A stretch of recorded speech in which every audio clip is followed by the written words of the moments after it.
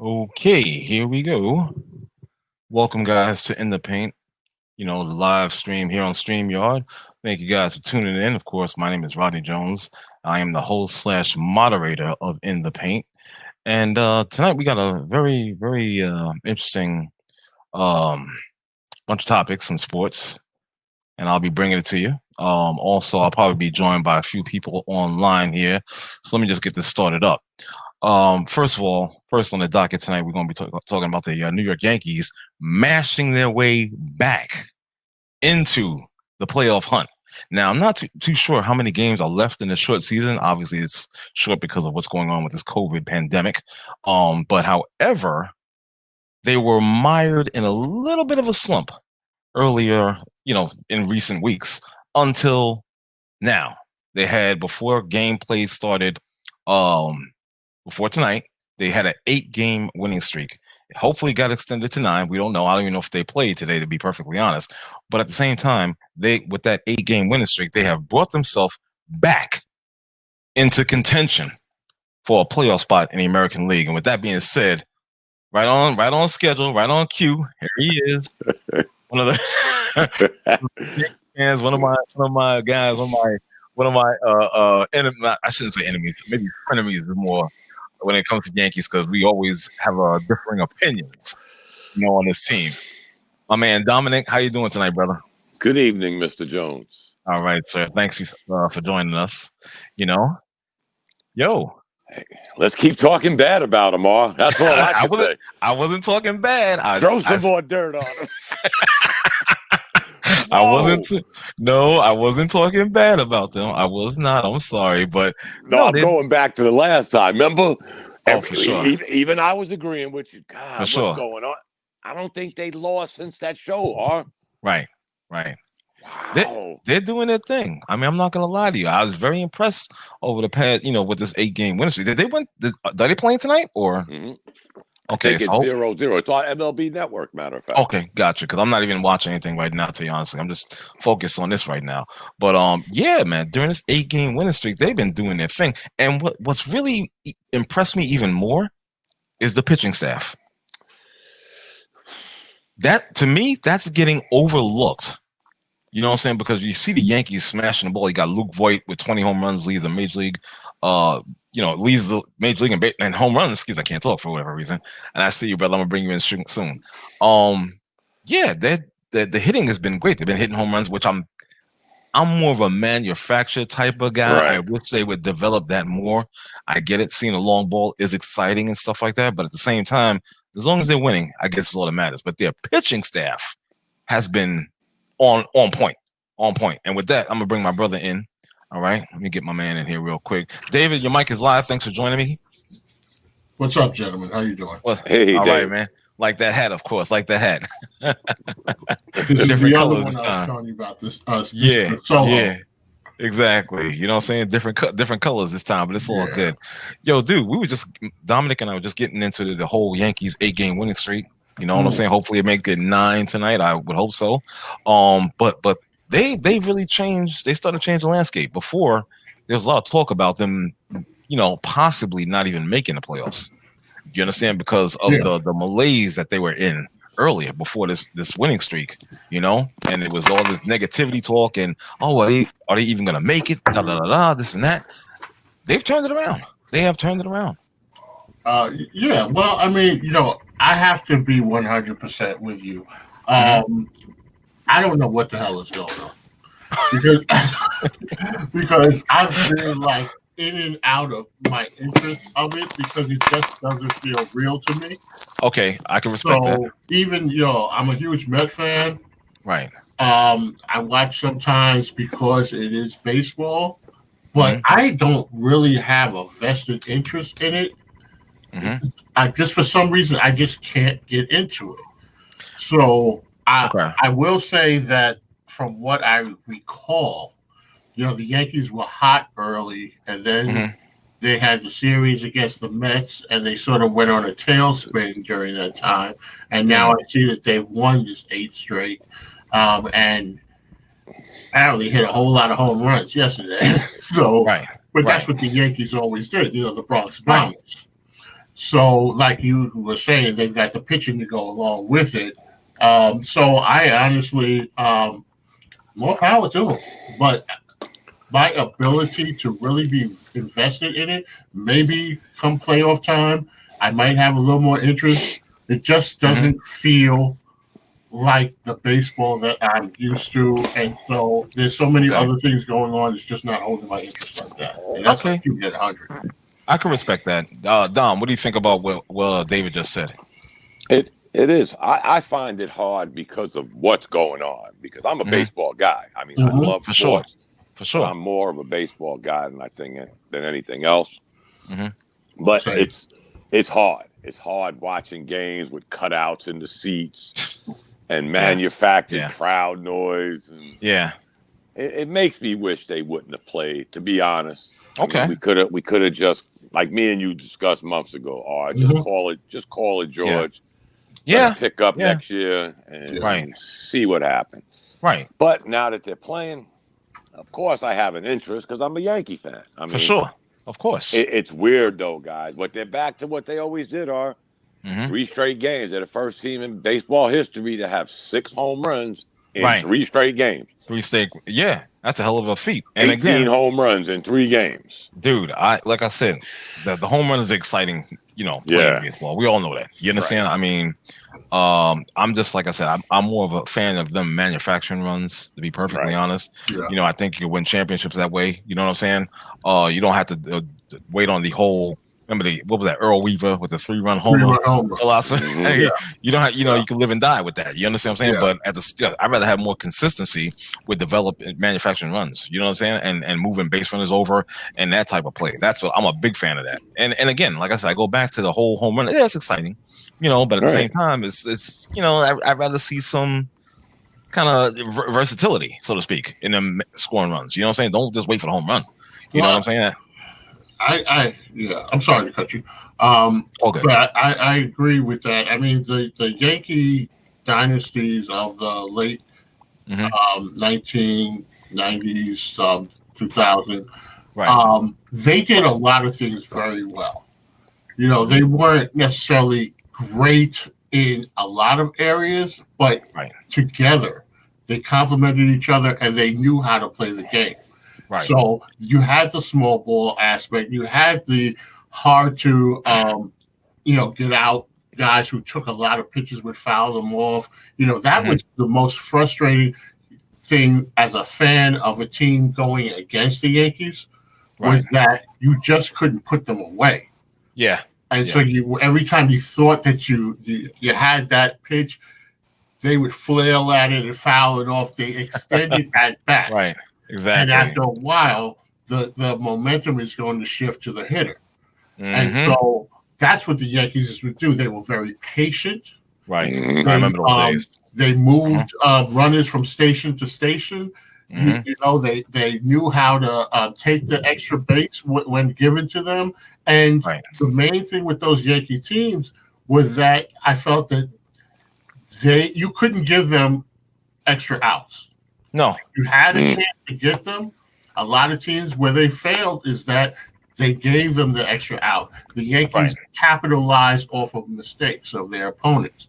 And that's, so the home run has always been sexy. And the Yankees had guys who can deliver up and down throughout that lineup, but they also didn't become enamored with the home run. That's, I think, what gets a lot of ball players is that they start hitting a few and then they start swinging for the fences. And they forget that there's a whole field that they can take advantage of. So all or nothing. Those Yankee teams of the past, that's, they played it the right way. And as much as it pains me to say it, they were the blueprint. Yeah. Those. I'm sorry. Go ahead. No, I was going to say, and what Dave is saying is absolutely correct. And the power hitters that we did have, we imported them. The Cecil Fielders, the Darryl Strawberries, the David Justices. They was like, come on in, help us with just this. We had the core, we had the hitting. We just need a pop. We wasn't dependent on the pop, but we every team needs that. You need that power hitter. And if you notice, 2 of the 3 of them with left-handed batters. Yeah, Short porch, David Justice, Strawberry, short porch, right field. They served their purpose. Yeah. Yep. But that being said, even before Wade Boggs, we had Scott Brocious playing third base. Good hitter, decent hitter. Yeah. All the players were good hitters, except the imports, the Cecil Fielders, the Strawberries. But our core of players, Posada, Jeter, going right up the middle, Posada, Jeter, Williams, they were all very good contact hitters. For Switched to second baseman, pretty rapidly from Knobloch, who could throw from second base to first base. So, he had the yips. Yeah, he couldn't throw the ball. Yeah, the hits. Yeah. But they somehow, because of the team they had, they worked around all of those. I guess other teams would call them hiccups. I mean, they won 100 and something games that one year. They beat the Padres. Yeah, for sure. And let's be honest, they should have beat Arizona. But okay, we let one get away. Exactly. During that run. The other losing to the Marlins, that was a different team. That was different. Right, that was a different team. But our core players that won those 4 or 5 World Series, that was a hell of a team. Like Dave said, they were hitters. And they had pitching. Yeah. Again, we imported a lot of the pitching. Cole, for sure. Clemens, other than Pettit. We was still doing the buying our way to the World Series. Don't get it twisted. Right. But the core was still there, guys. That core was still there. And they built around that core. Right. Exactly. They built around that core. The core was teaching them the basic fundamentals of the game. You understand what I'm saying? It wasn't so much focused on the power aspect, but just the fundamentals, moving guys over, manufacturing runs, that type of, the talk I had said minutes ago. You know what I'm saying? That was a difference than it is now. You understand what I'm saying? And it's a shame, but like I said, overall though, getting back to them, mashing, that's how I put it, mashing their way back into the playoff hunt in the American League. That's what they did. And I'm like, and I was telling Dom, David, a little bit earlier, not so much with the hitting, but the pitching has been outstanding. Yeah, I heard you say that. Yeah, and this has been like a thing between me and Dom. I'm always, if you guys pay attention, has always been a thing between me, Dom, and myself, because I'm like, dude, they need pitching. And he's like, well, he's like, well, we're gonna make it. He used to do this thing with me every day on Twitter. It was like, what was it? Any pitcher would go 6 innings or 7 innings, and I go crazy. Yeah, he goes crazy. Now I gotta hear this stuff. I'm like, you get a quality start. Right. Yeah, but I have to admit, I'm still worried about their pitching. But at this point right now, I'm liking what I'm seeing. I will definitely say that because David Cruz, was it Cruz? Is David Cruz? Am I saying it right? Davey. Livey. Yeah. Okay. I don't know how to say his name either. Yeah, I was like, what is it, Divey? I said, okay, he's doing well. You understand what I'm saying? I'm liking Montgomery's pitching as well. We're seeing a return to dominance by Garrett Cole, the guy they signed from Houston. So it's very encouraging. I'm not gonna lie, it's very encouraging. So I'm just like, oh, okay, I see them doing their thing. They finally fell in a place. Maybe they had a little slump. You're gonna go through that. You're gonna have your little peaks and valleys during the season, even though it's a short season, but you're gonna experience that, And that was the part that scared me from the get-go. You didn't have time to say, let me get loose. No, right. There was no getting loose. You wasn't loose from the beginning. And another thing, guys, before we move on, as bad as the Yankees have played, and I always go back to because it's only documented all the injuries, and they're only 3 games behind the Rays in the loss column. After all they've been through, all the injuries, all the ups and downs and left and right, and they're still only 3 games behind winning the division again. Again, exactly. What I mean? That's kind of hard, guys, to be honest with everything. And now they're losing tonight, but Judge now that we're on. I figured that was going to happen. I told you we should have kept talking about them. But you got Judge and Stanton back, and I don't think Judge has hit a fly ball in 2 games. He struck out 3 times last night. I don't know what he did today. But it's again, you don't have time, guys. And now we're maybe 14, 15 games before this is over, and you jump right into the playoffs. And from the way they got this set up, there's no days off. No, you have because there's no days off. When the playoffs start, it's like first one to the checkered flag. Yeah, wins. I'll tell you that right now. And if the season ended today, sorry, Don, to cut you off. I didn't mean to. No, but if the season ended, there'd be some encouraging things because they would play the Minnesota Twins, and so far in recent history, they've dominated. Yeah, they own them. You understand? So there's no question about that. You know what I mean? So but let's see if they could ride that out, man. Maybe they will get to the Twins, and you know what I'm saying. We can proceed from there. So with that being said, I'm gonna do a little moving on. We're gonna get into the our next our next topic here, and there it is. Hold on, let me just shout out the Islanders. They had a good run. Oh man, for sure. Even that last what do you call it? Even though they lost in overtime, but the game 5 they took them to double overtime and won, and it saved off elimination to the next game. So I give them props. They did their thing. Yeah. They really did their thing. So I'm not even mad at that. Let's get into former New York Giants Tiki Barber. Let's talk. David's like, no. Is he a Hall of Famer? I'm going to say this: when Tiki was playing at his peak, he was effective, very much so. Right. And I gotta say this about the NFL Hall of Fame as opposed to, say, Baseball Hall of Fame. I don't know, but it seems like NFL Hall of Fame, more guys get in. They seem to get in easier to me. I don't know than baseball. So I don't know what the criteria they use because it's such a shortened career. So there are some guys that, they have 3 or 4 dominant years, and then, that holds up as opposed to with baseball where guys have 15, sometimes 20-year career, and you really look at it over the longer period. So I said all that to say, I don't know.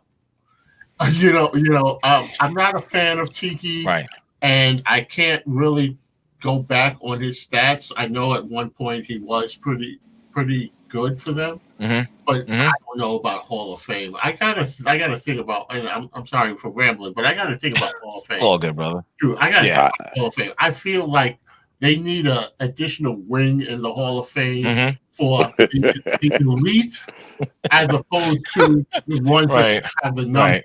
Because I think you go in there and you take some of the elite dominant players in whatever given sport, and they share the hall with some guys who were better than their peers of that era, but they don't really match up.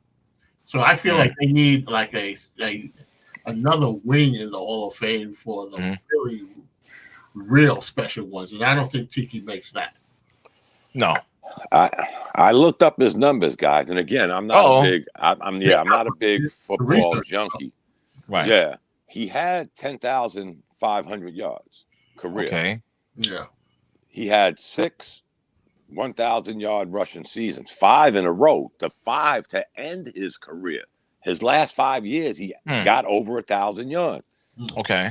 On a decent year, he was a 3 to 5 to 600-yard receiving running back. I didn't know that about him. Again, I did some looking him up. Again, I'm like Dave. I'm a baseball guy. The criteria seems to be really hard for baseball with all of their, memory clauses and moral clauses. Indeed. With football, I don't know how many running backs are in the Hall of Fame under X amount of yards or X amount of years. Right. I was never a big fan of his because he fumbled a lot. And then, of course, I took it personal what he did to his wife and, all of that extracurricular stuff. So, I mean, again, baseball with the moral clause, they probably would have threw him out just for that. Your wife is pregnant, you leave her. Baseball, as weird as it is with the roids, they've always based their Hall of Fame around this moral thing, other than going back in the days, Ty Cobb, his racist behavior, first guy in the Hall of Fame. But that's right. Recently, like the 60s, 70s, 80s, 90s, up until now, baseball came up with this moral thing, where now these guys that even were affiliated with steroids may never get in. That's right. So we're basically taking a guy like Barry Bonds, probably the greatest hitter of my generation, and not putting him in, and failing to realize Bonds won 5 MVPs before anybody could spell steroids. That's right. I'm just being honest. But with Tiki, I'm with Dave, because I'm not a big football guy, so I don't know. Is it 20,000 yards rushing, 15,000 yards rushing? I don't know what the standard has been for running back. And you know what, guys? For a running back, another thing I got to give him a couple of props for. He played quite a few years as a running back. I think he played 10, 11 years. So he put in some, physical work at that position. Yeah. Okay. We said, remember before, we was talking when Elliott was going, the average life expectancy rate of a running back in the NFL is under 3 years, 2 point something years. The average, it's crazy. And this guy put in 10, 11 years. Right. And 6 of those years were 1,000 yards. And I'm not talking 1,001. He had quite a few over 1,000 yards. Oh, he had a few. I'm not going front. I'm not a big fan. Either give it to his offensive line, or give his stats to Rondé and put Rondé in it. Basically. And we got to also add a caveat, guys. At that time, the Giants were still into that ground and pound. They were. They was more of a running game, run it down, you throw, kill the clock, great defense. Well, if I'm not mistaken, and Kevin, your mic is live. Thanks for joining me tonight as well. All right. What's up, brother? The thing is too, let's you just mentioned the offensive line. What about the blocking, the running? Damn, what the hell's wrong with me today? The fullbacks, the guys that led. What I'm saying? In addition to the offensive line. You understand? They pretty much, and if memory serves me correct, they pretty much had a pretty decent amount of fullbacks back in the day. You understand what I'm saying? That would lead also, and Barber would trail behind him. Yeah. So that's what I was saying. You got to give them props too. But as far as the whole talk of him being a Hall of Famer, and I see you, Bishop, I'm gonna bring you in right after I make this comment. The whole thing about this whole him being a Hall of Famer, no. You were good. I'll give you that. You were good. You were decent. That may sound crazy, but at the same time, you're a piece of shit individual. So I gotta hold that against you too. Yeah, I gotta hold that against you. I'm with you, R. Yeah, me too. That's where I drew the line, R. Exactly. I'm sorry. I looked up his numbers because I didn't. Again, I'm not a big football guy, but it's easy to research it for sure. But I always remembered what he did. Right. Outside of the football, I always remembered that case, and it was like something that just was like, nah, I can't. There you go. You can't support somebody like that. I'm sorry. Nah, that's just what it is. Maybe my morals are different, but exactly. Maybe perhaps I'm being a little over emotional as usual, but that's just what it is. I'm sorry. What's up, Bishop? What's going on, fellas? What's going on, man? You talking about Tiki Barber? Yes, we are, sir. Yeah. What did he do? Well, there was some talk about him. Is he a Hall of Famer? Running back. Well, what's some of your views on that? Are you, I don't know if you're a Giant fan or whatever, but okay. Yeah, I'm a Giants fan. I'm a New York Giants fan. Okay. Yeah, but I was curious to find out what he did off the field. What you guys are talking about. Nah, there was nothing. Wait, what he did off the field? Yeah. Well, you leave your wife, 9 months pregnant. Yeah, come on. That's being a piece. Well. That's being a piece of crap. That's being a piece of crap, bro. Let's go back. Let's rewind. Let's rewind the tape. Let's go. Let's rewind the tape. So this is the narrative thing we were talking about. Yes. So he was breaking up with the wife. The marriage was already dissolved. They had some fertilized eggs, some in vitro, some stuff in storage.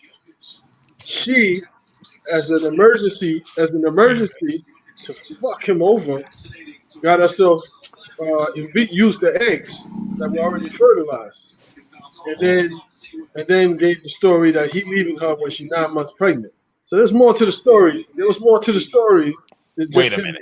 I walking never away. heard that one. Yeah, wait a minute. Do the Might be research. true. I don't know. Do the research. Do the research. No, I'm not going to do any research because obviously you are an insider to that. You're an insider. You're an insider. I'll give you that. I'll give you props. So she did him dirty, and then it was like, okay, now since you want to screw me over, now I'm gonna screw you over. Wow. So it wasn't like he got her pregnant and then just broke out for a younger chick. No, the marriage was already over. Who y'all talking about? Tiki Barber, Nick. Yeah, Tiki Barber, Dom from Cali. So he didn't just walk away from a 9 months pregnant woman. No, she was like, "Yo, I'm getting this money. I'm getting this money," because I remember when he was on. He was doing the news broadcast. Yes. He was doing sports broadcasting, and when all of that went down, they just pulled the carpet from under him.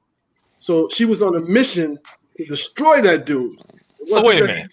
Wait a minute. Let me call timeout on you for a second. Yeah. My thing is like my man Dom from North Carolina, whatnot, and I'm gonna just call you Nico because I can't do this different Dom thing. I'm sorry, But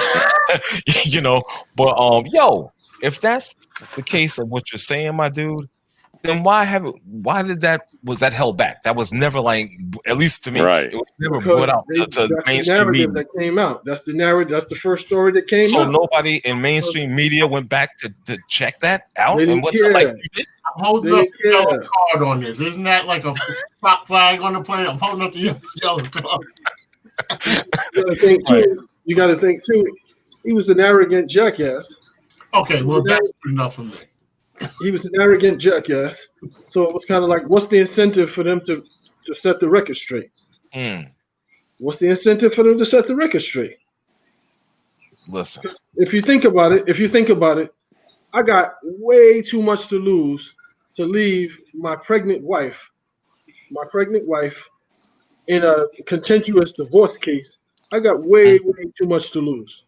You understand what I'm saying? That just don't make any sense.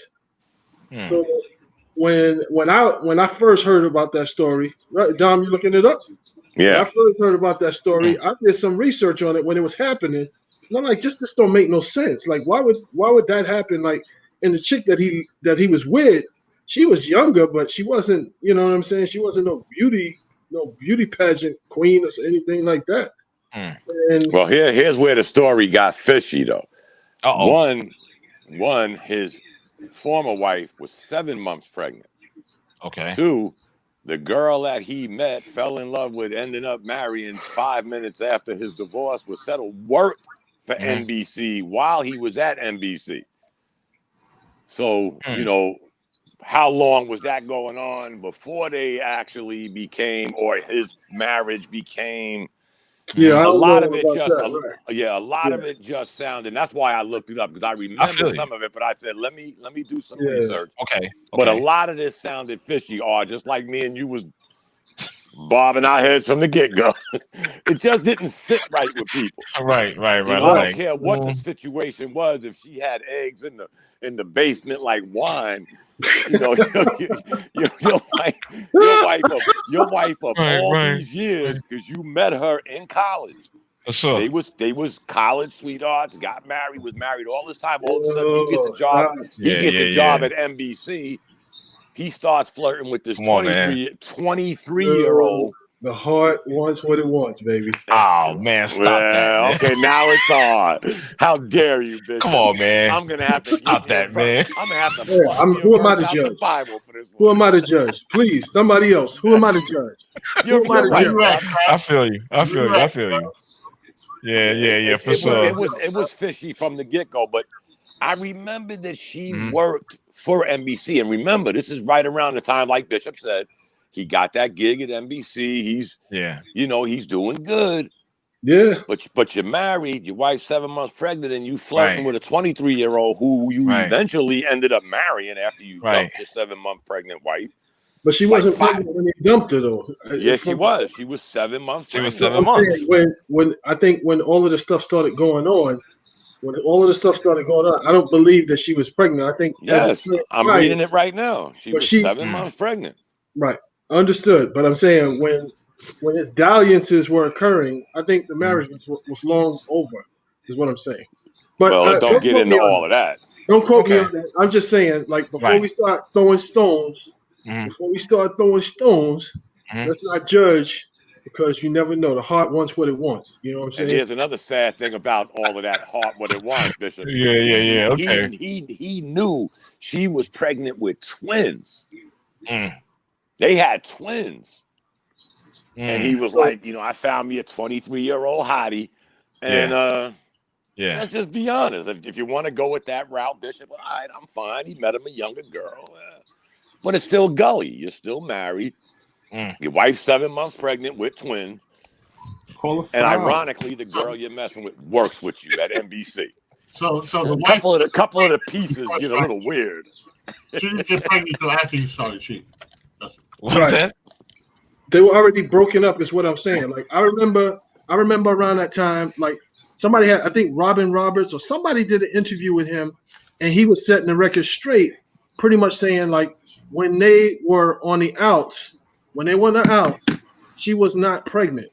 She basically went into that stash of fertilized eggs and got herself pregnant because they belong to both. Yeah, they belong to both. I don't see that part, Bishop. Wow. Yeah, man. All right. Saving eggs like wine. To the Hall of Fame. Wow. Yeah, exactly.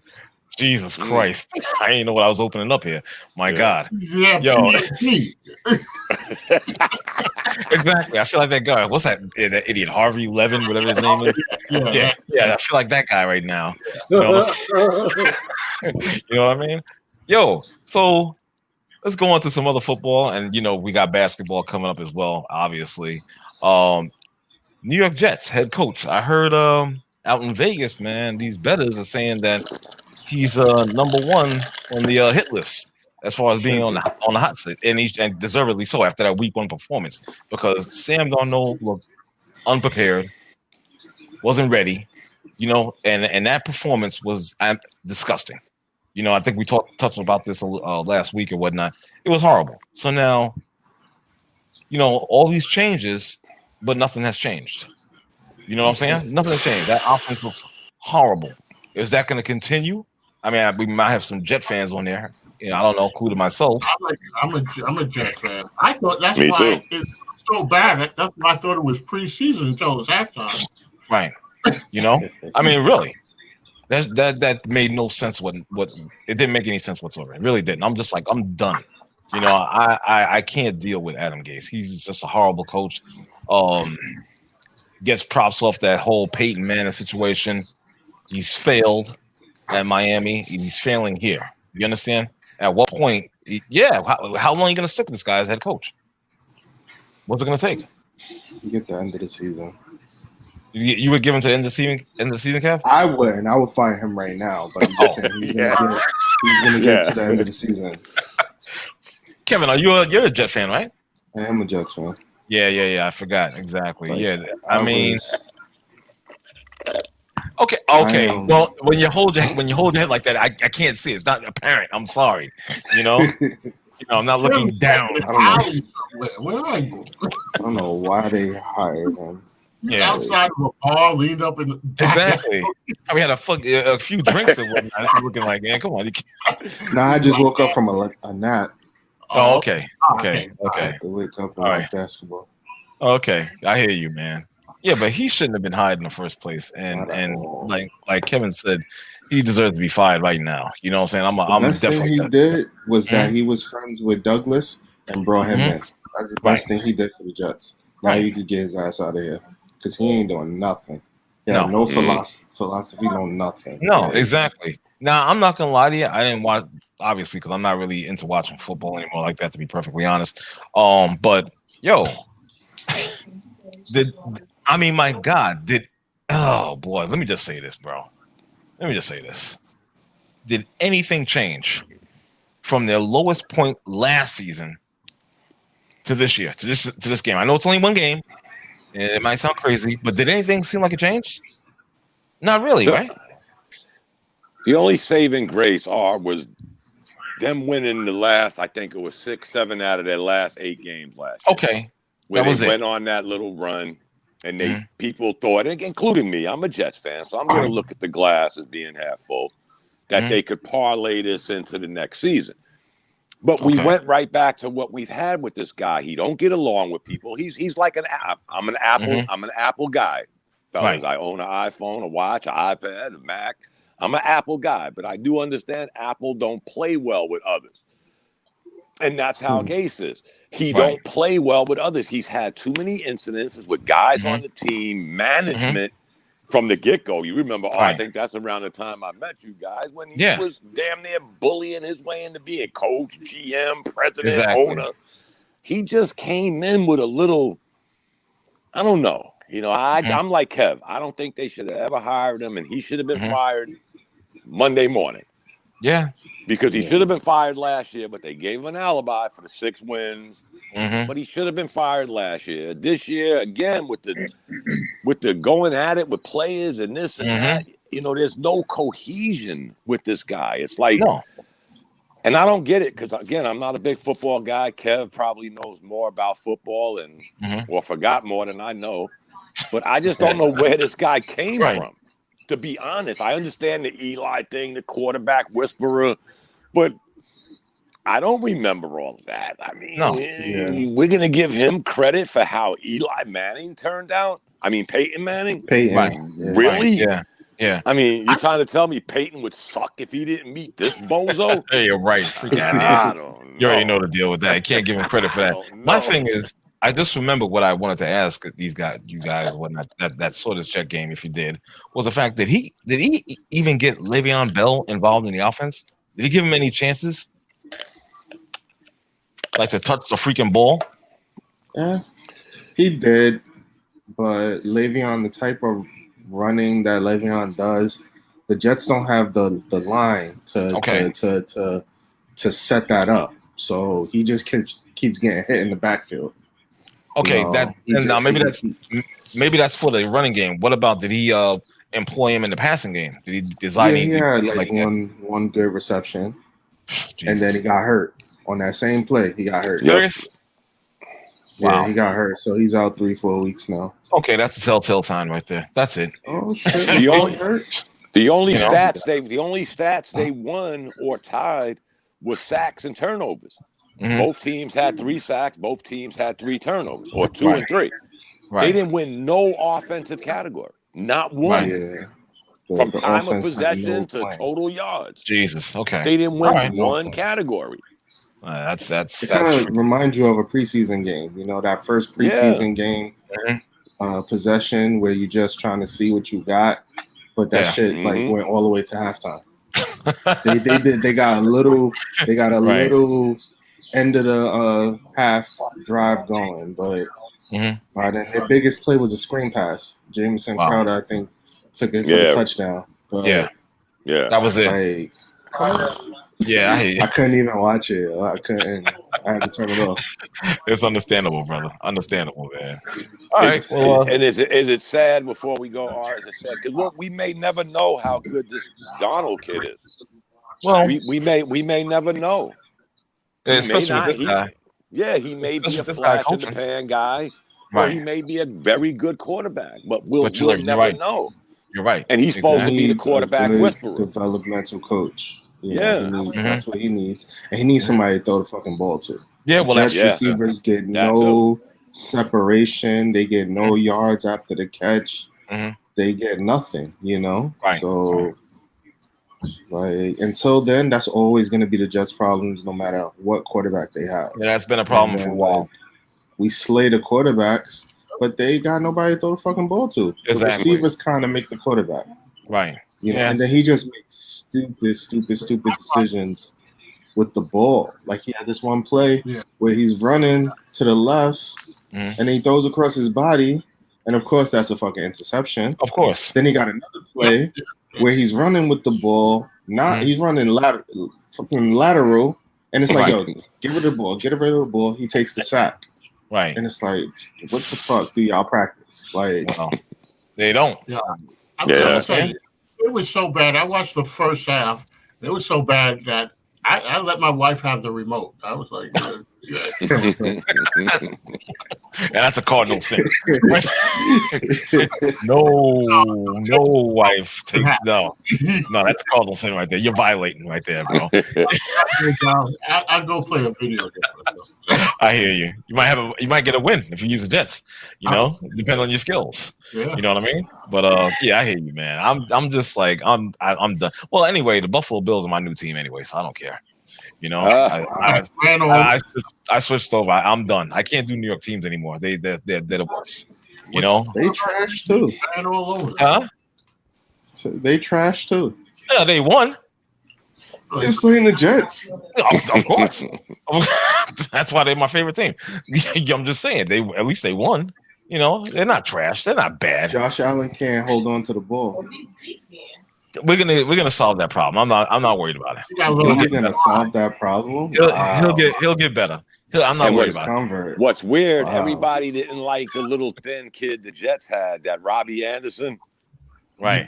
Everybody didn't like him. He's too light in the pants. And ironically, the way y'all see the Jets, I see the Panthers. Right. And he had 100 and something yards on 6 receptions and a touchdown on his debut with the Panthers on my TV. Right. How'd that happen? I mean, he's good for those long ass plays. He's good for that. Every down go-to receiver, he is not. Right. He'll take the top off the defense. Although I did want them to re-sign him because we have literally no fucking body else. Exactly. So I will say that. But at least he stretched the field where you had to keep an eye on him. Now, who do you keep an eye on? It's supposed to be the guy they got from Tampa, but I don't see it. They got the rookie, but he's hurt. Who the fuck knows when he's playing? Of course. So the Robbie Anderson thing was weird. I get to watch him in his first game on the Panthers, and he has 100 and something yards. Let's meet back next week and see what you're saying about him. Oh shit, we definitely will. You better be here for that too. I'm gonna call you. He has a decent quarterback, guys. I mean, Bridgewater's not a bad quarterback. Of course not. So he has a decent quarterback. For sure. Well, listen. So, let's move on, shall we, gentlemen? We're gonna go to the lane of basketball, and the first thing I got is the newly released video of Washington Wizards point guard John Wall throwing up them gang signs. However he does it, I don't know. I'm not good at that stuff. And there's been a lot of reaction to this on social media, in particular Twitter, and they're basically handing his ass to him, for that. I know my man Nico, hopefully still on the line. Yeah, talked about this briefly. Yeah, you brought this up briefly.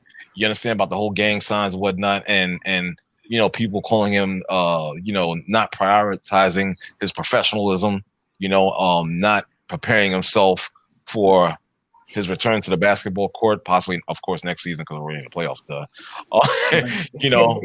there's that whole talk, there's that whole narrative and whatnot. What do you guys think about this? Or do you even care? It's not that serious. That's the thing. Like, keep your life off of social media, man. I mean, seriously, like y'all trying to make a big deal. Like, listen, John Wall is set financially, so if he don't want to play ball no more, okay, so just because he did little silly stuff that he do with his entourage, that don't mean nothing.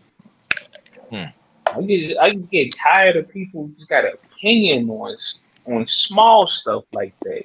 Well, yeah, they're gonna have that. Well, you trying to say that because he threw up a gang sign, he's not taking his career serious? Like, man, I'll let somebody in. Honest, that's a bad look. But it is a bad look. But it's a bad look. But at the same time, it's like he should have kept it off. But at the same time, it's like he don't have to play ball no more. It's not like he's a rookie, right? And then prove himself in the NBA. Like, the man almost 10 years in. Like, yeah, he's it is what it is. Right?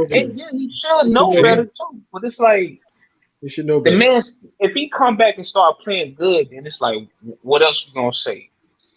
But what's always been the knock of John Wall?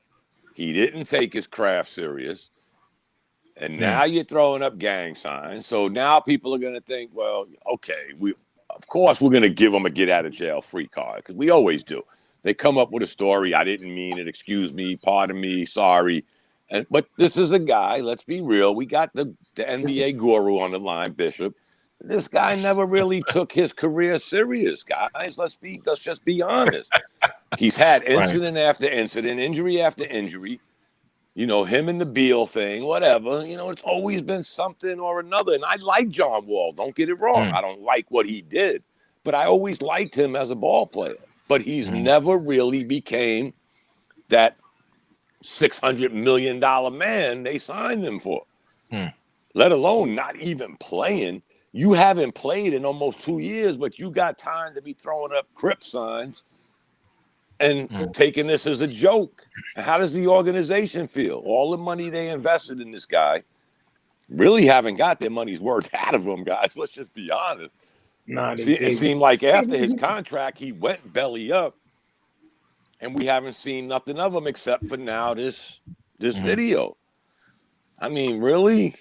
I don't know. Especially in like everybody talks about the climate, you know, the climate we're in, you know, gang violence. That's not a climate. And you're sitting there, yo, Crips, Bloods. That's been a climate for a very long time, gentlemen.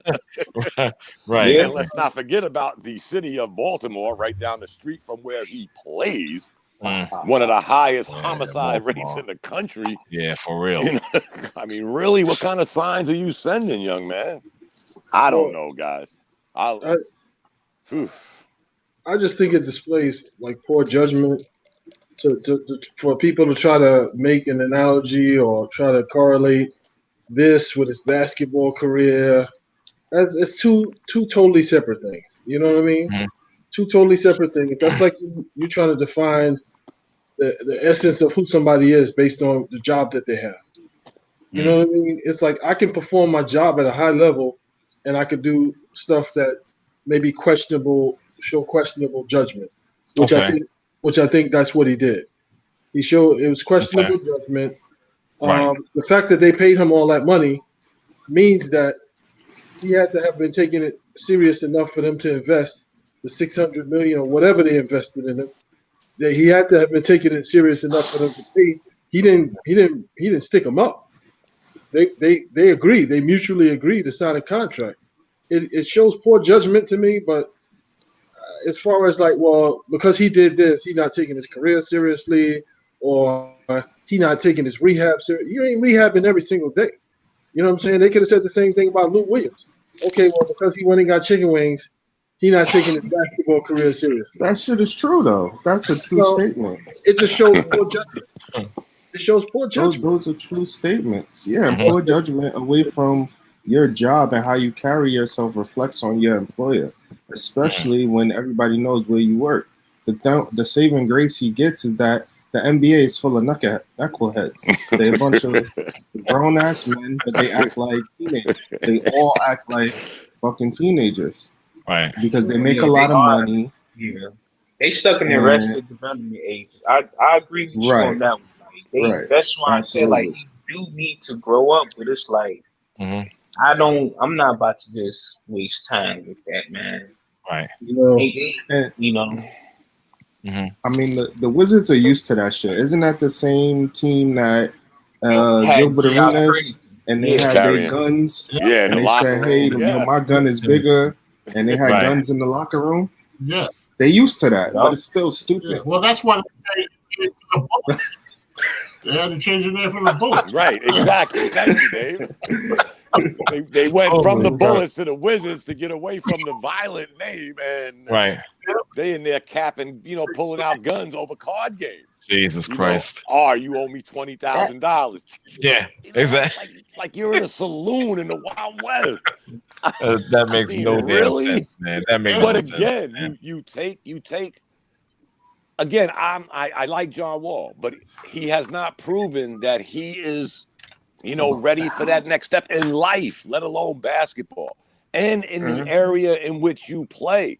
You would think, again, Dave brings up a good point. They was bringing guns to the locker room. That was a while ago, and now in the area you're in, you would think with the violence of the DC area, the Baltimore area, you'd be a little more. But Kevin said it right. I mean, the NBA.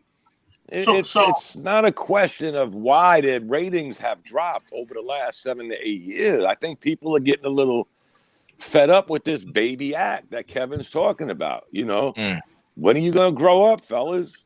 Don't give me that shit. You're 19 years old. You decided to come to the NBA. Put your big boy pants on.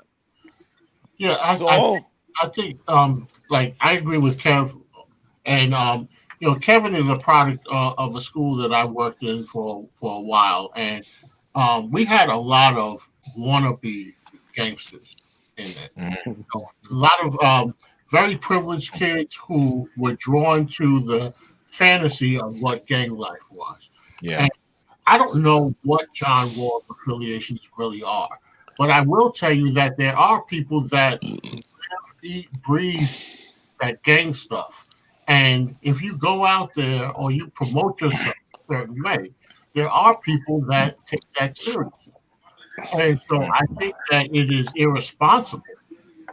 And I don't know any more about. I haven't seen the video. I saw like a picture of it or something, but I don't know any more besides what's been expressed on Independent. But I will say, just for somebody who has worked in schools and worked with young people who are enamored by the glamorization of gang life, I tell you, because just historically, when Bloods and Crips came to New York, I was shocked. This was like the mid '90s, around '97 or so. When shocked me too. I went to school in Los Angeles. And from '81 to '83, I graduated from a high school in the middle of Watts, and I learned real quickly what Bloods and Crips were. And so we're talking fast forward 15, 16 years later. And they were there in New York talking about it. I was like, you don't even know the history of this. But now everybody's, trying to rep Bloods, Crips, and it's become this, I don't know. It's just glamorized. But there will people that will come to your door and check you on that. We had kids in the high school that I worked in that were out there throwing up these gang signs and then running back to school because the real gangsters chased them back there. So I think you're making that much money. What is the benefit? I don't understand. What is the benefit of that behavior? You want to show that you're true to your boys or whatever. I don't know what the context was that he did it, but I don't get where it benefits him any. People make money and they aspire to make money doing something that they love so that you don't have to deal with certain things. Why would you want to have all that and then go out there and promote something that didn't get you where you are? It's the opposite of what you're doing now. And then you see young people who see it. I had a lot of good ball players who chose the street over the court. Because they were there's too much of the draw. So I'm look, do what you want to do. But John Wall is like 30 years old. Same thing as my son. There comes a point where, come on, you don't need to do that. There are some people that do it because they feel this is all they have, and but he doesn't need to do this. So he can do what he wants, but I don't see the benefit. That's all I'm saying. I hear you. I don't even think he comes from that kind of environment. He's from Raleigh, North Carolina. It ain't like he grew up in Compton or South Central. He grew up in Raleigh, North Carolina, right down the road from here. I don't know their gang history, but it's Raleigh, North Carolina, guys. Right, exactly. I tell you this from what I know. There was a woman that I knew that worked in the school that I worked at who knew him from Virginia, and she knew him in the church. That's how she knew him. So street cred. Yeah, grow up. Yeah, pretty much. I mean, I hear what all you guys and whatnot and what you're saying. I get it. I agree with him too, though. Yeah, I hear you, Nick. You know what I'm saying? Grow up, I mean, my thing is like, honestly, people listen. when you put stuff out there on social media, that was his first mistake. You understand? That's one. That's something you want to kind of listen. I'm not bigging up gang violence, but if you want to do that and live that lifestyle, whatever, go behind closed doors. Make sure you don't do a video of yourself. You understand? If you don't want it to come back and bite you in the ass, that's his first mistake to me. You understand? Listen. My thing is you gotta take responsibility for your actions. You understand? If you do something stupid like he did, then you better get ready for the bullback. That's just what it is. You understand? You got to get ready to be roasted on social media because you did a foolish move. You know, I could care less about the guy and what he does. You want to be with a gang and affiliate yourself with that? Yeah, go ahead, knock yourself out. Just don't come fucking with me. you know what I mean? Don't come fuck with me or my people and whatnot. But I'm just saying, if that's how you live your life. I wouldn't choose that. But I'm just saying, the first wrong step that you took was in allowing yourself for that video to be filmed and for it to be put out there. You understand? Somebody's hand, and now you're all over TMZ and this one, the National Enquirer, and all this other bullshit. You understand? That's the problem I have. See, honestly, it was just a really stupid move on his part. He was very irresponsible for that. So with that, you know what? You get what you deserve. Next time, maybe you'll learn better. And he's 30 years old, guys. The real gangsters aren't on TMZ. Right. No, they're not. There you go. They're not. I don't think they want to be on TMZ. Exactly. I mean, notice the difference. I'm like, come on, but the freak. He's 30 years old, guys. Well, at that point, you would think. Goes on. Yeah, it sort of goes like from what Kev said in the beginning. These young guys, the NBA with their fuckery. But you're 30 years old, dude. I mean. Exactly. Really? You would think. You know, they playing the child's game. It's ridiculous. They get everything they want. You know, they make a lot of money. No one holds them accountable for anything. And, you know, nobody really cares. But I will say it messes with the image of the NBA. And for a predominantly young and black league, it is not a good look, you know. And, we could say, well, it don't matter. He does his job. I know that if I do certain things outside of my job and they find out about it, they gonna ask me some questions that I gotta answer for. And I can't always say as a grown ass man, you know, I'm 34 now, but I can't be like, you know, I was just clowning around and doing certain things. It takes a lot to set your camera up and be recording that shit. Come on, you know, and then putting it online. That's intentional. The good thing about all of this is the NBA is, to me, it's the character of a lot of the guys is leaps and bounds above what it used to be. To me, the guys are well spoken. They're more in tune socially, more in tune with like how the things that they do impact, looking to, you know, be more of a positive influence in their communities and so forth. So I feel like, you know, for the one instance, I wouldn't kind of like overreact and be like, hey, well, the NBA is, you know, this, the NBA is that, because we got a whole bunch of guys that are positive and doing things, and it's not the worst thing that he could have done. It's not the worst thing that he could have done. So I mean, this is an easy fix for him. Sometimes that makes it worse, you know. Sometimes those little things, and we can't you do. And we can't keep saying it's better than what it was, Bishop, because it was worse. It used to be worse. Again, we're going back to the 70s and 80s. It's 2020 now. If you're going to sit here and say that 90 to 95% of the players in the NBA are well-spoken, socially in tune, that's a stretch. That's a big stretch. You don't hear. I'm not saying I ain't want to say derogative. I'm just saying. I didn't say 95%. No, I'm just throwing that number out there. But I'm just saying the majority. If you look at where the league was, in the 70s, 80s, yeah. No, I'm not even talking about that. I'm talking about. So I'll use your example then. When you said they were bringing the guns into the locker room. Yeah, so that was in the 90s.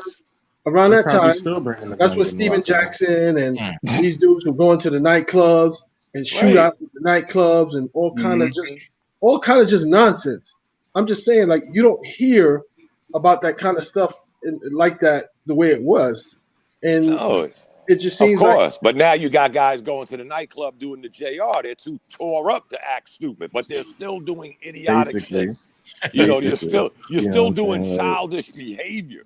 You're just, doing it in a different. If doing it in a different form is cool, Bishop, then hey, I'm with you. If you 22 to 30, if you 22 to 35, and you're a multi-millionaire, you ain't got to worry about nothing else. Everything is yours. You understand me? Everything. Yeah, but nobody takes you seriously though. Like, right. what are you gonna do after basketball? It don't matter. It don't matter. Like, you've been a millionaire since you were 1920. So what do you expect? You've been a millionaire since 1920. They ain't running for president. They basketball players. Bishop, let's all be realistic again with the age and the money. Let's see where they're at 15, 20 years from now. Well, that's a different. Will they still have?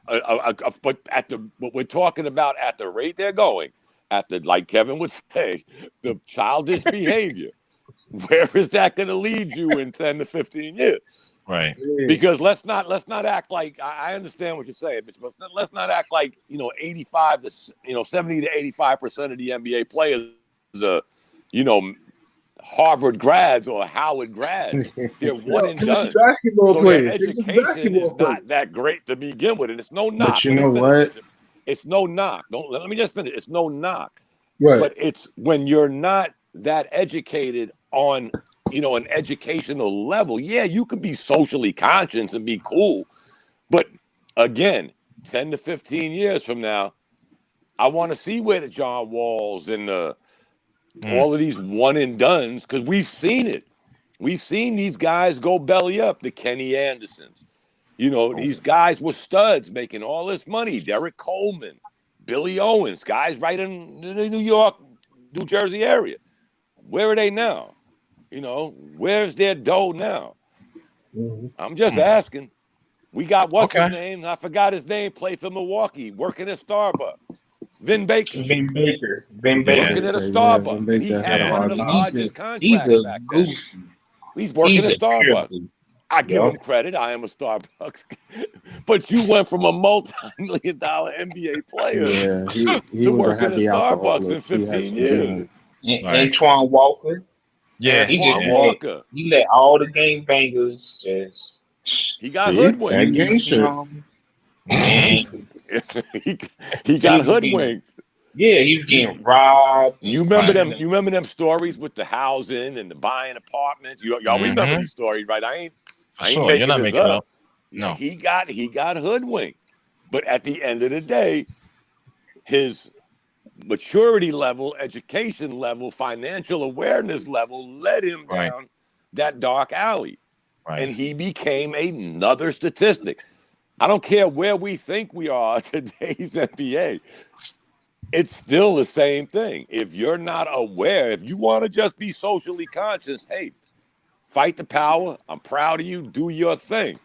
But that's not going to protect your dough 10, 15 years from now, guys. You better have some sort of mental, financial stability in the back of all of that nonsense, or you'll be an Antoine Walker, a Vin Baker. The list goes on and on, guys. We know We've seen it.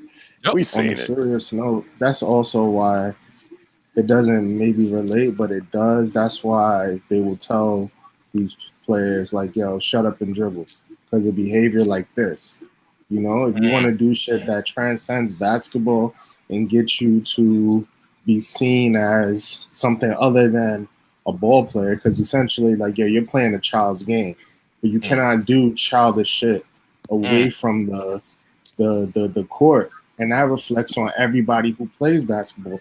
Because if you didn't know anything about basketball, and now you turned on your TV, and that would just happen to be the first thing you saw, or NBA star John Wall throwing up gang signs, you'd be like, yo, what they doing there? What kind of league is that?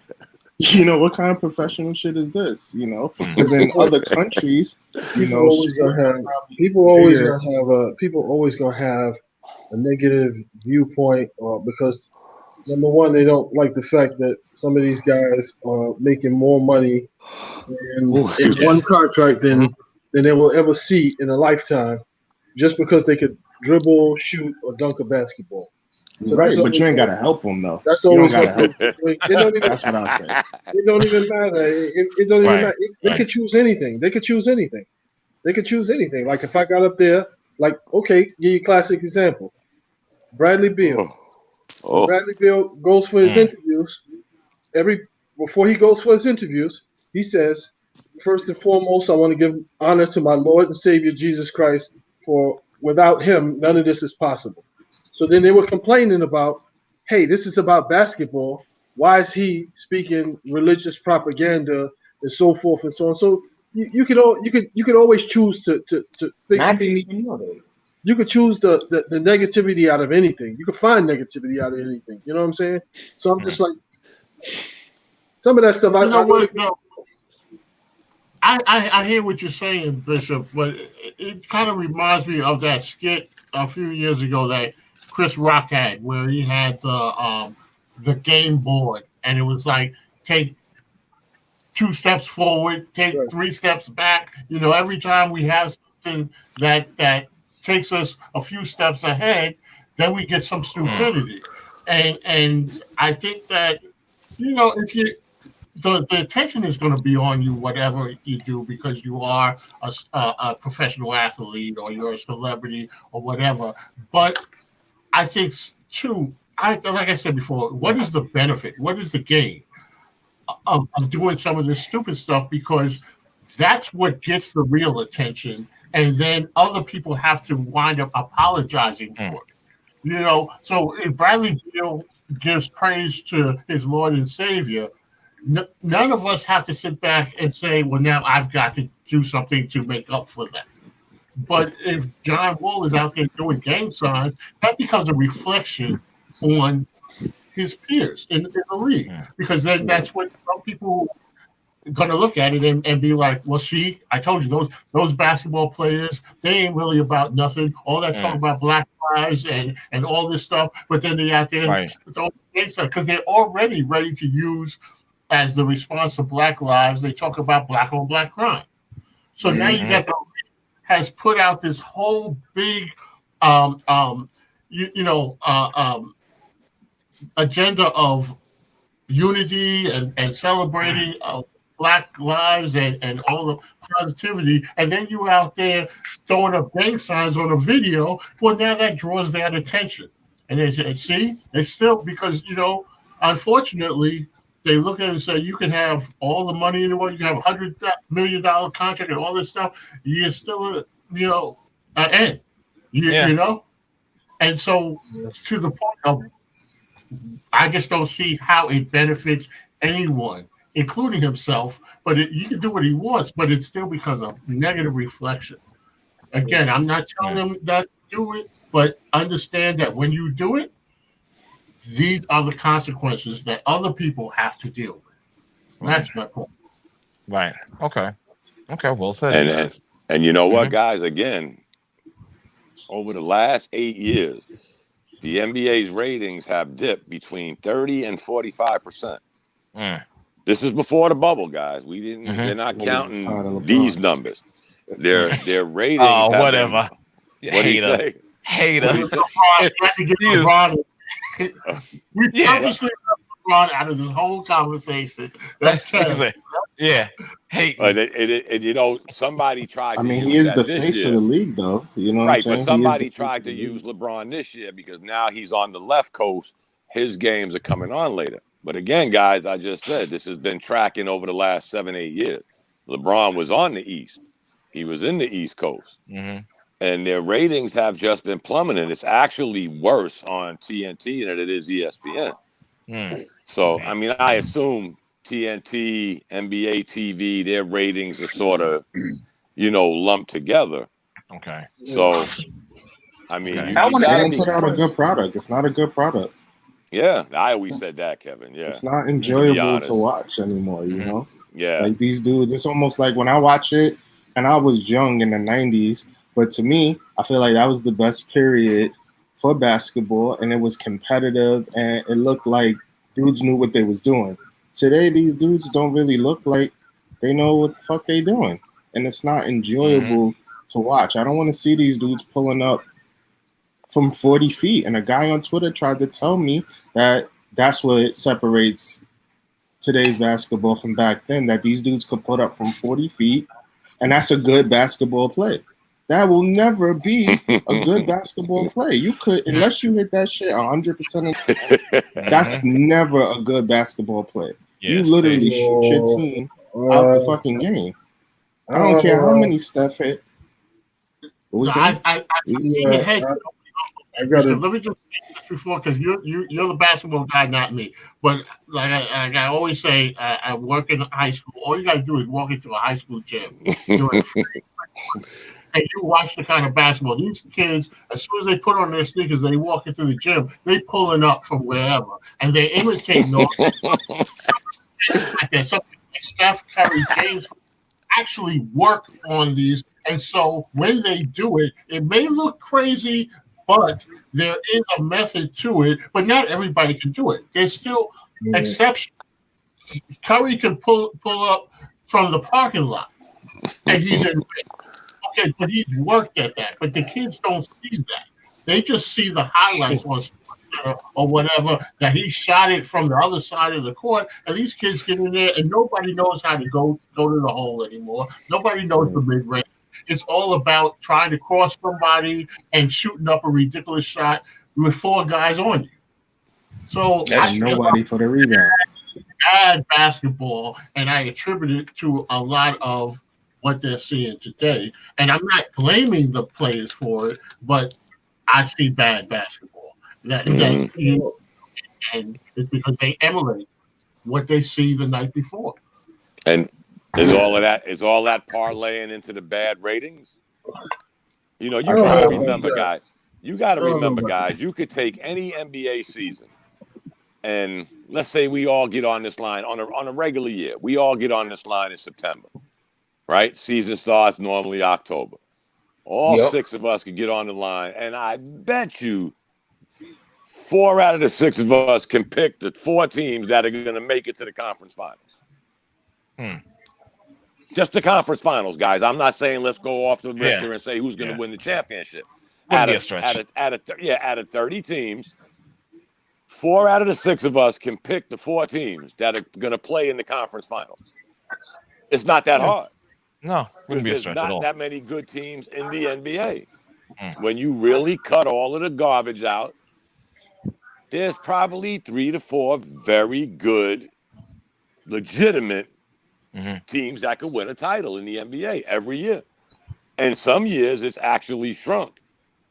You know what? I hear what you're saying on that, but I have to sort of disagree a little bit, because back in the days, you know, when I really started watching basketball, it was Lakers, Celtics, Philly would be in the mix, you know, but pretty much every year it was one of those 3, then Detroit, you know, and then through the Bulls of the 90s, it was the Bulls were coming out of the East, and then they had to figure out who was coming out of the West. But it was the same amount of teams that you could really say, well, these are the ones that are going to be in there in the end. But at some point, the difference is that the basketball itself became unwatchable. You know, back in the 90s, when I was, you know, heavily into the Knicks-Bulls rivalry, on a Sunday, we would play softball in the park and then run home because the Knicks Bulls were on, and watch it from the pregame to the postgame and be invested. The last time I really watched basketball with some kind of investment was during Linsanity. After that, I kind of like, it wasn't really that watchable unless it was like, you know, you got into the finals and okay, now there was something really on the line, but something happened that made it less enjoyable, and I think it happened with a lot of sports, even in baseball. I'm a huge baseball fan, but if I'm at the game, I can sit there through the whole thing. But I think we got too many other things that are distractions too. You can some distractions. From my phone, I'm on my phone half the time. I got, you know, streaming service. There's a lot of other things. Reality TV shows. Right. So just kind of like to address so basketball in the 80s and 90s was about like There was skill involved, but there was a lot of force, a lot of brute force. So a lot of people were attracted to it because it was like you had studs. On this team, you had this stud. On this other team, you had this stud. And then you would get the two studs together and see who was the biggest stud. You understand what I'm saying? So it was all in the 80s and the 90s. It was about physicality, especially in the playoffs when it was money time. The way the NBA is like sort of like shifted away from that, it's more of a skill game right now. Finesse too. It's more of a skill game, meaning like it's motion. You very rarely see somebody who's able to impose themselves on someone. Like when the Bulls, for instance, they had Michael Jordan. He would impose his will on teams. The Houston Rockets had Hakeem Olajuwon, and it goes on and on and on, where there was always like studs on these teams. They were always bigger, stronger, or whatever it was, whatever their talents were. Okay. Now, the talent distribution and the way the game is played, it's a little bit more evenly distributed. And then you have it got to a point where they were saying, okay, well, it takes me too long to win on my own. So now I'm going to partner with 2 or 3 other guys. And so that's when they started stacking the teams. So then that's when it became like, all right, well, this is really not competitive because you already know what the outcome is going to be. You know what I'm saying? If I got 3 guys on a team that each of them are averaging 25 points, and I got these other guys here that are going to give me 5 to 10 points, it's going to be pretty hard to beat. It's going to be pretty hard to beat this team. Like, i.e. Golden State, the Heat, Miami Heat, Boston. Yep. Boston had a big 3. Like all of these teams, and it just started getting a little bit more and more out of control. To now, that's where it is now. So, but I don't think the skill level is much better. Oh yeah, it is. You know, because I think the skill level is being better. Hold on, guys. 7-footers bringing the ball up. You got 7-footers bringing the ball up and shooting from 3-point range and being able to drive to the basket. That's individual. Hold on, guys. Whoa, time out. Let's not try to overtalk each other. You know what I'm saying? Let's remember that. No, we're talking I understand what you're saying, Bishop, an individual skill level, but that's all we have in the NBA now. It's all individualistic. Back in the day that you and Dave's talking about, there was teams that played like this. Now you got nothing but ISO ball. You got very few teams that actually move the ball. Like, ironically, Miami is up 2-0 against Boston, who's throwing garbage cans at each other in a locker room, but they move the ball. They're a basically fundamentally sound basketball team. Sort of upset the apple cart. Let's be realistic. The NBA has become a one-on-one game. Yeah, the NBA is basically an ISO league with shooting threes. I mean, let's just be real, guys. I mean, we back in the day, what Dave is talking about, we had the same teams getting to said point, but some of them took said ass whooping to get to that point.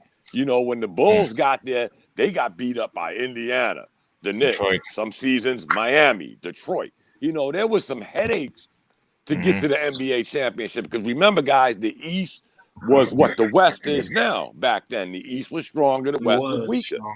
True. So the guys that came out of the East, it was amazing. Say what you want. I mean, I'm not a Bulls fan. Say what you want about the Bulls, but it was amazing they won those titles after getting their asses beat 2 to 3 rounds just to get to the finals. But again, the East was stronger, West was weaker. Now it's the opposite. But nowadays, the NBA, like Kev said, is, let's be honest, guys, some of these games are hard to watch. If you can actually tell me you could watch a 48-minute of the Rockets and not get a stomach ache, then you're a better man than me. That's all. Because I can't watch them. I'm just saying, I can't watch them. That's not basketball. So, Wait, go back to the garbage cans in the locker room. That's what the Celtics last night. Yeah. There was throwing chairs and stuff. Where's Sean Woods at? You know what that was? That was like the Clippers faking the funk. Because you out there on the court. You out there on the court where you could be showing some fight. And then you wait till you get to the locker room. You wait till you get to the locker room to start showing some fight. So it's like, yo, you should have been out there pounding on your chest. You go in the locker room and y'all start throwing pillows and water at each other.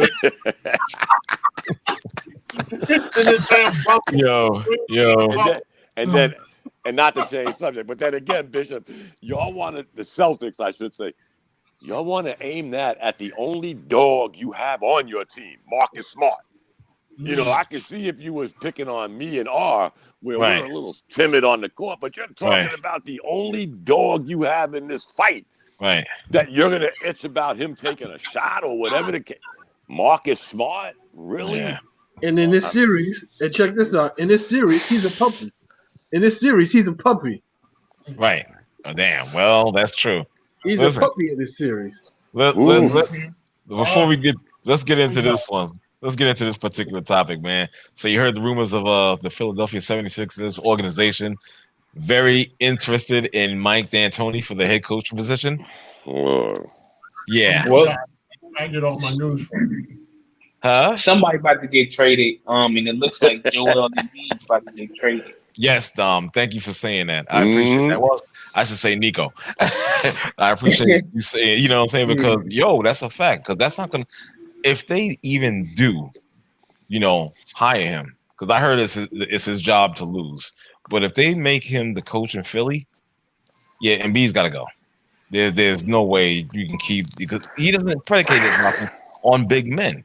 You see what he does in Houston with the small ball, and of course they're gonna be taking threes left and right. You know what I'm saying? And I saw something which I found a little bit funny to me. They was talking about how this one article was saying how Ben Simmons would thrive in D'Antoni's offense, and I'm like, oh no. Last time I checked, not unless he's driving to the basket or whatever. Shooting a three? I don't think so. Right. He can distribute. Huh? He could distribute. So if he's able to get them in positions and hit them in the shooting pocket, then yeah. But as a shooter, no. I can agree. But exactly. Because my mind went to shooter. I'm like, whoa, what? Where'd you hear that at? Some whack ass article I've seen. Yeah, that doesn't even match. That doesn't even match. Right. It's like with the personnel that they got, with the money that they spent, his coaching style it's no way related to what Philly has right now. Exactly. It doesn't even relate. Philly needs a real point guard, and somebody needs to sit down and talk to Joel Embiid and really get in his head and get him tuned in to what he needs to do. That's it. These players don't have that today, though. Yeah. They don't have the intelligence to do that. Find a veteran. Put a veteran on that team, and your job is to babysit Joel Embiid, hold him accountable. That's what your job is. You know what I'm saying? Because it's not going to just be the coach. Whoever the coach is, it's not just going to be. It's going to take a village to get Joel Embiid to hone into who he's supposed to be on the basketball court. It's just like that dude is like, he's like phenomenal. His skill set for as big as he is. And he just does not, to me, it just doesn't, he's lazy. Just doesn't take serious. Just doesn't take make a lot of money. Yeah. I thought with all the openings that we have nowadays in the NBA's coaching carousel, right, that would be the last place. Again, going back to what Bishop said, right, the pieces they have signed long term, the Harrises, the Simmons, the Embiids, they're long term. Even Al Horford, who's averaged to get $28 to $30 million over the next two, that makeup. Just unless you're going to trade the whole team, and that's a lot of salary to unleash. I always thought maybe, I hate to say it, Indiana, that may fit it a little better compared to Philly. I'm saying, Bishop. Right. That's like, Dan Antoni and Philly is like, I don't get that. Again, they're locked up with a lot of money, so I don't know how you reinvent that wheel and get all of these guys to run and gun like they did in Houston, Phoenix. No. He's not coming to the East. He's not coming to the East. No. Guarantee you that. He's not coming to the East. Because none of that style fits in the East. He's gonna have to go someplace out west, find an opportunity out west. Oklahoma City, maybe with them young guards they got. Right. Let me see. Portland. He would do good in Portland. Well, they have a good coach. Portland. They don't have a good coach. If they had a good coach, they'd have did better in the playoffs. Well, they don't have that much talent either. I mean, they're basically a two-trick pony, and that's been the knock on them for how long now? Yeah, you added Melo, but Melo's there, so he's not. But they've been a two-trick. They're in the boat that we used to always talk about the Wizards, that two-trick pony with Wall, Beal, Lillard, CJ. It's been that two-trick pony for how many years? And that two-trick pony only got but so far. Right. You know why? Because you had Dame pulling up from 40 feet when he should have been doing other things.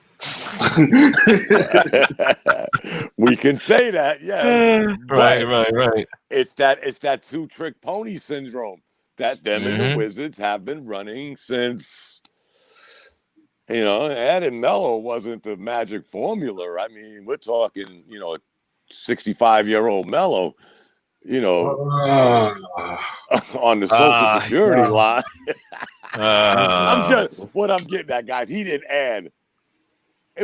Even with Melo, it was still the two-trick pony. Just like 15, 20 points a game, 8 rebounds, just that's all. Not on the average. That was a couple of good games. He didn't average that. Yeah, he was averaging 15 to 20 Okay, points. I'll give him the 15, but he wasn't averaging no 8 rebounds. Not for the whole season. Not 6 Melo. to 8 rebounds a game. Now we're going to 6. I'm gonna have to look it up when you're done talking. Look it up. All right, go ahead. Let's continue. Oh my God. Here we go. He's never been a rebounder. Melo rebounds. Melo rebounds. I bet you his career average is no more than 6.6. Offensive rebounds. Before I even look that up, I bet his career average is 6.6. I'm not cheating. Go ahead, continue. I'm just saying. I don't think his average is more than 6.6. Sound like me when I talk about LeBron. Oh yeah. Okay. It's nothing personal. It's nothing personal. I feel you though. I feel you. I understand it, brother. I'm just giving numbers, guys. Numbers don't lie. I get it. Lie with numbers. Numbers don't lie. That's right. That's hilarious. No, numbers do lie. Actually, you could get the numbers, but when you watch the eye test, sometimes it don't really compute. Okay. Yeah. All right. The eye test is Kevin. real. I'm on your team, Kevin. Trust me. I'm here for you. Is real, right? Oh my God. I'm here for you. Carmelo Anthony this year, 6.3 rebounds. His career, 6.5 rebounds. What did I tell you? Okay. All right. That's his career. So he rebounded. So the eye test looked like he get more rebounds. Okay. It looks like he needs more rebounds. It looks like he gets more. I know. It looks like he eats more donuts, but hey, he gets more rebounds. But he got skinny, bro. Leave Melo alone, man. Leave Melo alone. I gotta talk to you online when I'm going down. Before I opened my phone, I told y'all he was about a 6.5 rebound a night guy for his career. So what did Hoodie Melo average? What was Hoodie Melo average? Hoodie Melo? Oh, yeah, that's the guy that does all the workouts before the season starts. And, yeah, then he turns into the Michelin Man. But that's another story for another day. That's bro, man. Come on, man. You throwing dirt, man. Stop that, man. Hey, I'm just telling I'm trying. You sound like somebody that used to be in this. Somebody that used to be in this. Melo averaged 15 points a game this year. Okay, that's not bad, man. I'm not, guys. I didn't start out bashing Melo. I started out saying, even with Melo, stay with me, guys. Okay. Even with Melo, I kept saying that they were still running the two-trick pony. Their whole system and that's a coaching thing. That's a coaching thing because that's all they had. You can add but you don't got to 15. employ it that way. You don't have to do it that way. You can add Melo's 15. You can add Melo's 15 points. And me and Bishop, I actually defended this fuckery when they got to the playoffs. Remember, Bishop? Oh, they got all of this scoring, and what happened? Okay, yeah. Exactly. That's the problem with the NBA today. Right. I was a victim. The way they do it. That was no. The problem. Your problem was you went against the Bishop. That's what your problem is. Oh, okay. Oh my God. You're wilding out. You're wilding out, man. Listen, let me move on. Do some other stuff. We're gonna get into the actual ECF and the WCF. I'm about to say WWF, excuse me. But game one. I don't know who's winning because I'm not even watching right now. The Los Angeles Lakers. Something like that. 12, 15. Oh, they up by 15? Yeah. They got the refs on their side. Oh, here we go. They do though. Like they definitely did. They took 25 free throws already.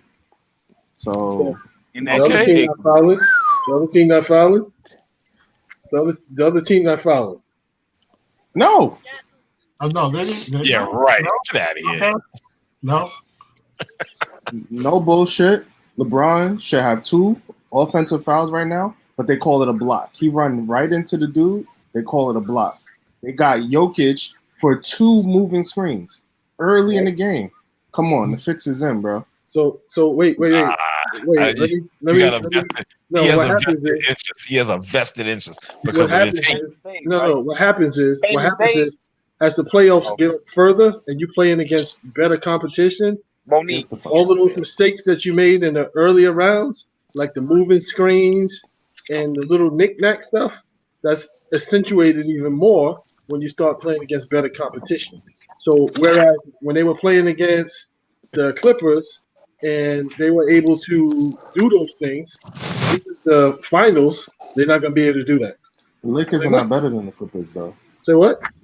The Lakers are not a better team than the Clippers. Who's still in the playoffs? That's no. Time out. That's irrelevant. The Clippers was built to play the Lakers. Did they have a better record? So, did the Lakers have a better record? Oh, so you want those people? The Clippers is out, man. The Clippers are out. But what I'm saying is that they were who we thought they were. I guess. we could get into all of that. I got you. You say better team? We could do that. Paul Millsap punked that whole team and let Morris know all that little punk ass shit you doing. I'm shutting it down. And he got quiet. Him and Patrick Beverly got quiet. Come on, man. Wow. I ain't trying to hear the Clippers over with. They ain't winning nothing next year either. And if the Lakers don't win it this year, hey, it's a wrap for that whole LA Clippers and Lakers. That's over with next year. No, the Lakers are gonna win. They're gonna make sure that the Lakers win. Yeah, but if the NBA do that, then it is what it is. But if they don't, I'm curious. I'm really curious as to why you feel like the Clippers are a better team than the Lakers. I'm curious. I like them better. Okay, you like it. And honestly, when you watch the Lakers play, it's a 2-man show. Okay. And when they need a go-to basket, LeBron gonna put his head down and he gonna barrel to the rim, or they're gonna give it to AD. Okay. And then you gotta hope and pray that the other guys that are on the peripheral is hitting their 3-pointers. The Clippers got more ways to beat you. Obviously, if you really watch the Lakers, huh? Obviously, they do. Obviously, the Clippers got more ways. Do you believe in matchups? The Nuggets presented a bad matchup that the Clippers did not adjust to. But hold on, let him finish. I'm with. Hey, Kevin, I think the reason why the Clippers lost that is because Doc Rivers did not adjust. He did not coach his team.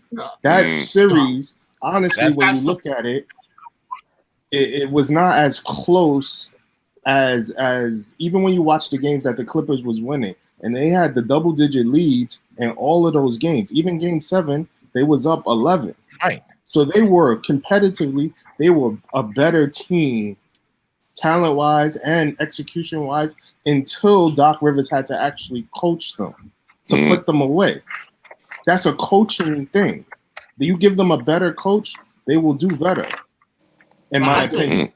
I'm not going to say that the Denver Nuggets was a better team. Wait, coach, what about Kawhi Leonard? What about Kawhi Leonard, though? What about this dude who everybody gave all this praise and hype to, And I said this last year about him. Now, when it was time for him to play consistently, I mean, he just didn't deliver. I mean, is he really the man on the team, or do we have to play with like a Tim Duncan, a Manu Ginobili, and a Tony Parker, or do we have to play with a Pascal Siakam and a Kyle Lowry? He really can't lead a team to a championship, man. I don't even know what people getting this from, and we just seen it. And I'm still sticking to what I said. So They're not doing nothing next year either. I'm gonna give you a little bit more perspective on it, right? So what the Clippers did for the whole season was they basically hyped everybody up to think that they were actually better than who they were. You understand? So they started the season off with, oh, we need our own identity. We need this culture, chemistry, this, that. They were preaching that at the beginning of the season, and then they get smacked because they played soft, and they started playing like they were the Golden State Warriors instead of the LA Clippers, jacking up a bunch of 3-pointers instead of putting in the work. That's why they lost. It had nothing to do with the coaching thing. That's all coaching. If I call a timeout and I tell you, hey, we need to run this, we need to run that, we need to do this, and then you go back out there and you still shoot 3-pointers, I'm not taking the premier players out. I'm not taking Kawhi or Paul George out. You guys made the decision that this is how you're going to play, and it didn't work out.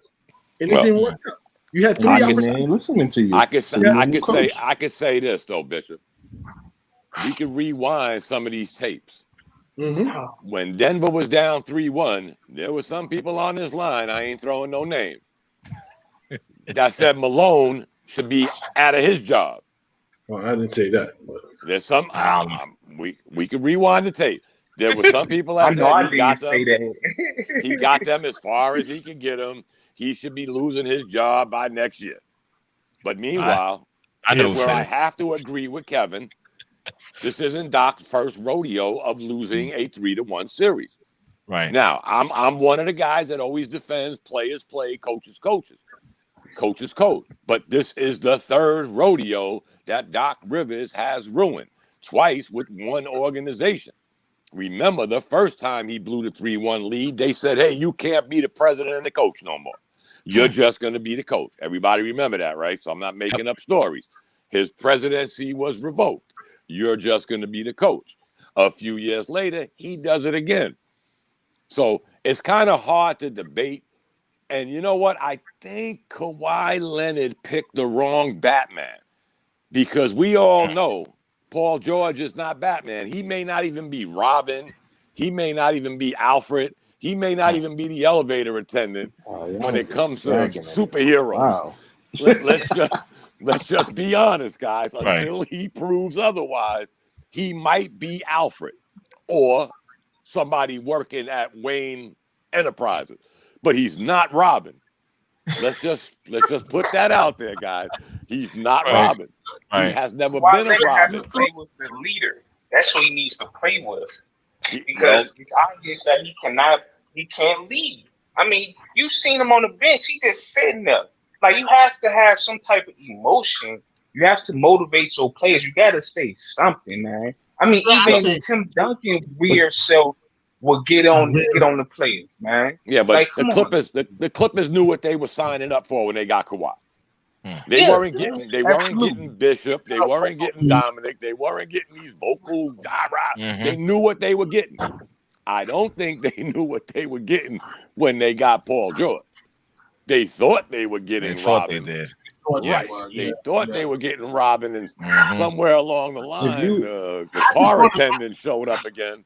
I just want to say you guys were a little hard on Doc Rivers. I mean, I think let me tell you why. Because I think if this series goes 8 games, he wins it.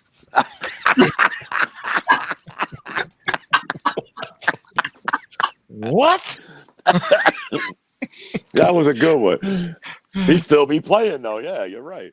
Yeah. But come on, guys. It's hard to justify. If he was any other coach. Look at He's trying to figure that one out.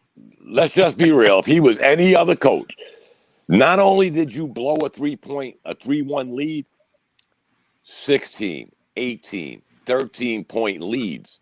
You blew en route to blowing that series. One or two adjustments, one or two Band-Aids to stop the bleeding may have fixed this. That's coaching. But there goes Kevin. I got to agree with Kevin. Maybe because I'm not a Doc Rivers guy, because I always thought he was highly overrated. And he's proved it over and over again, guys. Come on. He's been in L.A. for a minute. Ain't been to the conference finals. They done shaked up the whole organization, team, different players. Think you're getting another result. And I think the Clippers were just feeling themselves. They actually thought they won something with that bully ball, and we're supposed to be playing in the conference finals. But somewhere along the way, the Denver Nuggets said, let's see. Yeah, I'm going to punch you in your face and see if you can take the punch and come back. That's right. But that's also how the league is. You can't build your team to go for after one player or one team. Exactly. So they built their team to go after LeBron, but they didn't build their team. You got to get there. And so they had their sights on LeBron, just figuring that they were going to meet up. This is the way it was supposed to be laid out. It was destined from the start of the season. We brought in our guns, and we coming for you, and we're going to win the Battle of L.A. on the way to a championship. And then along the way, they forgot there are other teams that they gotta play against. It's not like the two of them were going to meet up in the first or second round. They were destined to meet in the conference final. That's right. But you had to beat. You had to win to get there. The Lakers did that. Now, while the teams changed a bit, guys, with who the Clippers added, same coach for Denver.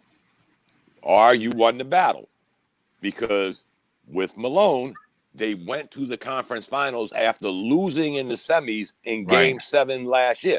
They showed a progression that I was talking about before we knew they won that game. They showed a progression. The Clippers didn't go to the conference finals last year. Did they? They haven't gone to the conference finals since Doc Rivers has been there. I mean, they haven't been to the conference finals in their career. What do you mean it's easy to say that? That's just what it is. No. When you go back and you watch the tape of Denver versus LA, and you say this is more so, LA lost it than Denver beat them. Ooh. When you look at it. What? Ooh, that's hard, Kev. It's not Kevin, hard. Kevin, do you realize, Kevin, in the last two games, two deciding games, the Clippers did not crack 39 points in the second half. And that's a failure to adjust. The game went kind of, you could predict too, how Kev. How that game was going to go. The Clippers going to come out, they're going to build a lead when essentially they should have put them away. And then in the second half, they are going to collapse. If you do that shit 3 times, that means, you are inept. You have inept players, and you have an inept coach to say, hey, listen, we've seen this movie before. They're going to come back. This is what you do. They had no coaching. I they were agree just with that part. On talent. But that's still, I ain't taking nothing away. I ain't giving Doc no credit, but I ain't taking nothing away from Denver. I don't want to give Doc one saving grace. That's a hard task, man. One saving grace for Doc Rivers. One saving grace for Doc Rivers. You can't coach hard. He getting fired. He can't coach hard. He should. He should get fired. You can't coach hard. Whether it's him, you can't coach hard. But you could motivate somebody to make them think they could do some shit. You can't coach that's hard. a coach's job. I think you're right, Kevin. I think it's time. You've given this guy enough rope. Let's just be honest, guys. If his name was anything other than Doc Rivers, the day after that Game 7 loss, he'd be out of a job. Yeah, for sure. He's establishing culture. He's establishing LA could be culture. Ain't no culture. What culture? You got your ass handed to you 3 straight games that you was up by 16, 17, 13 points. And never cracked 40 points in the second half. You called it, Dom. You called it the other night. But I'm going to tell you, anybody other than Doc Rivers, they'd be hanging from the Raptors where that championship banner. For sure. Yeah. For sure. There's no question about it. This is his second time doing it with this franchise in 4 years. Yeah, that's not. You a good was look. up 3-1 before. Not a good look. You know what I'm saying? It's Paul not a got good hurt. look. Chris Paul got hurt. I don't care. You was up 3-1. Chris don't Paul count. didn't get hurt all 7 games. You was up Get outta here. 3-1. That don't count. Chris Paul got hurt. Nobody got hurt Well, this year. this one he lost Come on, it. man. This one he lost it. There's no I'm excuse still- for this one. I'm still trying to calculate how you feel the Clippers are better than the Lakers. Let's not go back to that. Because they match up better. They match up better Jesus. with the Lakers than they do a lot of other teams. That's just my personal opinion. The Lakers are a two-man show. The Lakers is a two-man show. Teams, though. That's why they're where they are. And sometimes you could take a bad team that matches up well against the ultimate championship winning team. Right. It's just a matchup thing. You can't say that they're a better team. It's just the matchup. But the other 29 or whatever teams there are in the league, the Lakers are where they are because they beat those teams. They're better. So you can't say that the Clippers are better just because their matchup happens to neutralize some of the Lakers stuff. Yes, you absolutely can. Those Those two are not related. Those two are not related. No, the Lakers are beating the teams that the Clippers should have beat. I think I misunderstood you. Those are not related. My bad. I think I misunderstood you because I just replayed it in my head, and you said they were better. You said that they were better because you liked them. That's how. Yes, I do like them, but I do see when my bad. watch the Lakers the Clippers play each other. The Clippers, for the most part, in the regular season, in the matchup together, they was better. Y'all could laugh at it, and you could say, "Oh, well, the Lakers beat who they were supposed to beat. That makes them a better team than the Clippers, who did not beat what they were supposed to beat." That's not how you do it. Well, I think it's exactly how you do it because, like I said, you can have a team that has that wins the championship, but they have a losing record against a team that didn't even make the playoffs. This has happened. That doesn't mean that a team that beat them is a better team. It's the matchup that you're talking about. But the rest of the league, that team that wins the championship beat those teams. So you can't say that they're better than the Lakers. They just match up better, to your point. But with a long stretch, when it comes to winning overall, the Lakers have the better record. So they played the same teams. They all played the same teams. Yeah, but he likes the Clippers better, so that counts. So last year, Toronto was the best team in the league. That's essentially what you're saying because Toronto beat everybody who was put before them. That's essentially what you're saying. Well, the championship. Sometimes we can say, okay, looks like the team that is the best team doesn't win it. But that's what you're saying. What I'm saying is your point about the Clippers being better than the Lakers. I don't think that you can just say because they had a better head-to-head. It's a matchup thing. It's not that they're better than. It's a matchup. Just like Denver was a bad matchup for the Clippers. You think Denver is a better team than the Clippers? No, I don't. Okay, but Denver won. Yeah, so you're saying that you said that the Clippers had a better head-to-head against the Lakers, so that means they're better than them. When you watch the film, it's easy to look at it and say, okay, the Nuggets beat them 4-3, and then you watch the film. It wasn't like the Clippers did more things wrong than the Nuggets did right because essentially the Clippers should have blew them out. How come when the Lakers played and the Clippers won, how come you didn't say, well, the Lakers did more things wrong than the Clippers did? I'm using your logic. Your logic is head-to-head. And you're saying that the Clippers won the head-to-head against the Lakers, so that means they are the better team. But you don't use that same they logic. match up better with the Lakers. You don't use that same logic you didn't say about matchup. You talked about better team. That was your words. You said that the Clippers were better. But you don't use that same logic when you talk about the Denver Clippers series. You don't say that the Clippers lost, but they were, they're the better team. They were the better team, though. Right, but I'm saying, so why is it when the Clippers beat the Lakers, that shows that they're the better team. But when the Denver beats, you can be both, though. You can be the better team and the better matchup, and you could also be the better team. Only when the Clippers play the Lakers does that. Jesus Christ. No, that's not. Hold on for a second. I just want to say one last thing, and then I'll leave it alone. All right, come with it. I'm gonna say one last thing, and I'm gonna punchline. So, the only reason why we're talking about this right now is because the Lakers are still in. You can't even say nothing. And the Clippers are going home. That's the only reason why we having this. Time out. Stop. Everybody stop. Listen, I got about 10 more minutes. I'm gonna get into this. I'm sorry. I gotta get up. But Kev, I got 10 minutes. You're my guy. I love you, Kev. Yes, sir.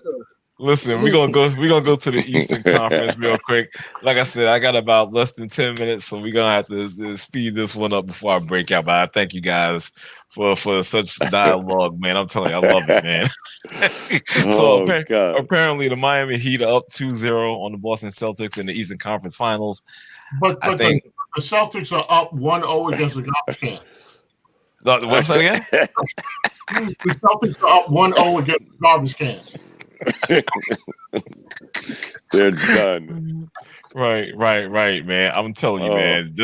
I think everybody probably on this line was picking the Heat. You know what I'm saying? And because them boys are just balling out, man. You gotta give what's the man's name? I'm about to say Jimmy Stewart. I'm thinking, what the hell am I thinking? Jimmy Butler.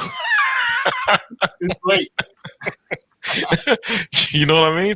Yeah, Jimmy Butler, man. He's just they're playing together. I gotta give Spoelstra credit, man, because the way he's coaching his team and the way the understanding, you know what I'm saying, about the way they're going about playing as a team together, very unselfish. Everybody's involved.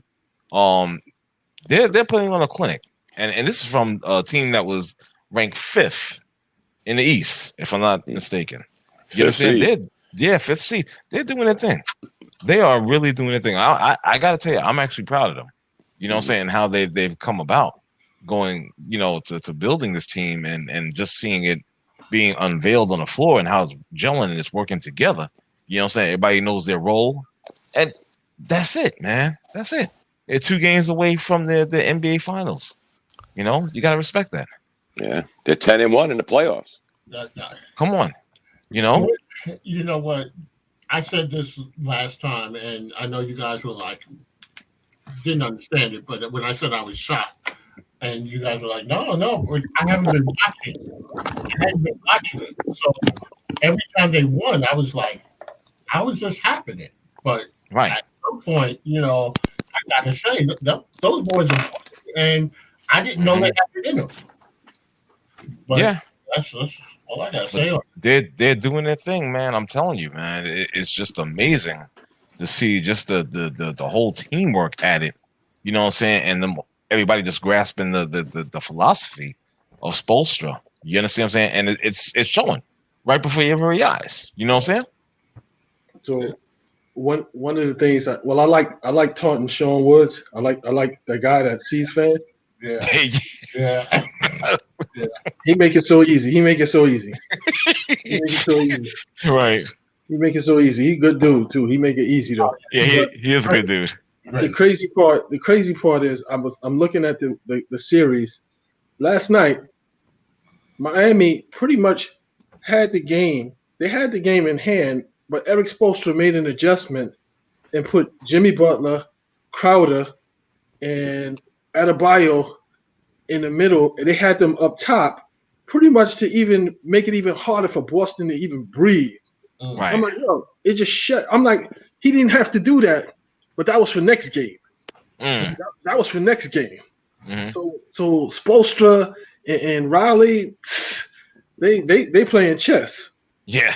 They playing chess. Because I'm like, that shut down Tatum with that pick and roll up top and getting the rotation. Because now you just going from one good defender to another good defender. Right. And if you get past them, now you got to deal with Adebayo in the middle. And then Kemba Walker, it's like, dude, you getting no penetration to the basket. Nah. He made like 6, 7, 8, 9, 10 moves. And by the time he goes to take his shot, he's tired. He getting it blocked. He fourth. So it's like, yo, there's nothing going on. And then in Jaylen Brown, it's like, dude, like all of them like forays to the basket where you going strong right and just deboing your way to the basket. You're not getting any of those. You relinquish to corner 3-pointers and scrappy baskets and scrappy baskets. That was it. Yeah. And pretty soon, Tatum with them running one-hand shots, that's not going to be falling. So I wouldn't be surprised if Miami sweeps them. I wouldn't be shocked either, to be perfectly They're honest. a better team, guys. I hate to say it. Yeah. But kind of put on that hype wagon with the Clippers. No shade, Kev. They was on that hype wagon with the Clippers. And guess what? Right. I think Miami's a better team. You know, again, we went back to Miami, Milwaukee. Miami had smoked Milwaukee 2 out of 3 games in the regular season. And then smoked 4 games in the playoffs. Right. Sometimes the records don't, sort of what Kevin said. Sometimes your record really is not an indicator of how good or how bad you really are. And Miami like you to show up at the bubble and we got it. Get out of here. Come on, guys. Come back up. Oh, I didn't even hear him. What you say?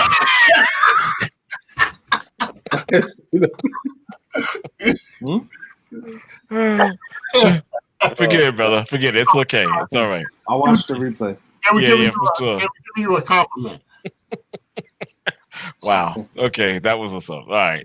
But I'm just saying, man. You got before you go, let me ask you a serious question. Please. And I know I'm jumping way ahead because one series with in the first game and the other one it's only 2 games. But let's say Miami matches up against LA. Do you think that with Spoelstra's coaching, do you think that he has some kind of edge because he coached LeBron? And do you think that's interesting? I'm not gonna lie.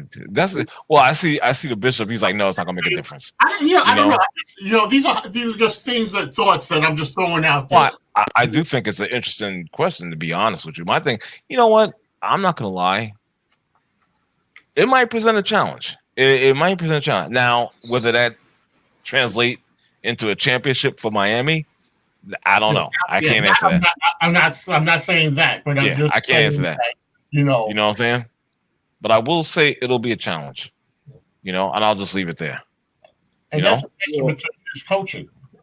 Right. Well, I think Spoelstra knows what LeBron is capable of, and he knows that he doesn't have anybody on that roster that is remotely can guard LeBron.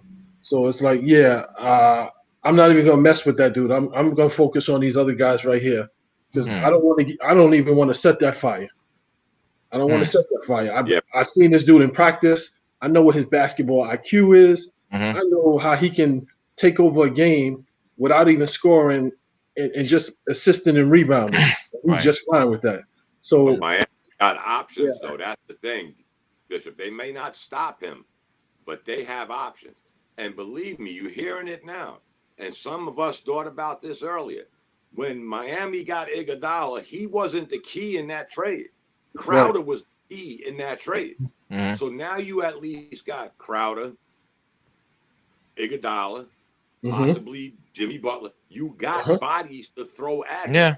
Yeah. Right. At who? People slipped on that. Getting Crowder bigger key than getting Iguodala. Who they gonna throw him at? Huh? As long as you keep LeBron out the paint, you'll be okay. Who you gonna throw him at? LeBron? Yeah. I didn't now say LeBron stop. is Jordan. You know what I didn't say stop. He's Thanos. 8 minutes. That's it. You guys, y'all are hilarious. We're gonna pick up on this later. We're gonna pick up on this in another episode. Hopefully it'll be Monday or Tuesday. We'll see. But again, I want to thank all y'all for coming on. Appreciate, of course, Bishop, my man Kev. You took a lot of abuse tonight, Kev, but you hung in there. I like that. I thought you was going to bow out earlier. Kev is a warrior. Kev is a warrior. Right, baby. By a thin thread, but you hung in there. David, thanks for chiming in. Rodney, maybe next time we have a better matchup for Kev. Maybe. I mean, different people see the game different ways, My man Dom, thanks a lot. NC representing, and of course my man from the Cali, Nico. Thank you. He was there earlier, but he broke out. Thank you. Check out In the Paint probably Monday or Tuesday. We'll get at you. Great show. Good night. Thanks a lot, brother. Appreciate y'all.